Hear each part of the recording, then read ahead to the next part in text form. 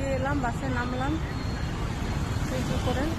এখন র্যাপিডো বুক করেছি, র্যাপিডো আসছে। আমি ঠিক ওই সাইডে নেমেছি, ব্রাস ওভারব্রিজ পার করে আমি এটা দিয়ে যাব। এখান থেকে প্রায় 2 কিলোমিটার মতো। আজকে ডিউটিতে ছিলাম। একটা জিনিস দেখুন, একটা মেয়ের অরিজিনাল হেয়ার, মানে আমার নিজের চোখে দেখা তো এই ফার্স্ট দেখলাম। আপনারাও দেখে বলবেন না সত্যি দেখেননি, হয়তো টিভিতে মোবাইলে দেখেছেন, অরিজিনাল দেখেননি। হেয়ারটা দেখুন। আমি লাস্টে একটু ভিডিও বানিয়ে নিলাম ওনার মানে হেয়ারটা দেখানোর জন্য। মানে কোমরের নিচে আমরা তো স্বপ্নেও ভাবতে পারি না। তো ওটা র্যাপিডো বুক করেছি, বললো 2 মিনিটে আসছে, ওই জন্য এখানে দাঁড়িয়ে আছি। এখন বাজে 9:30।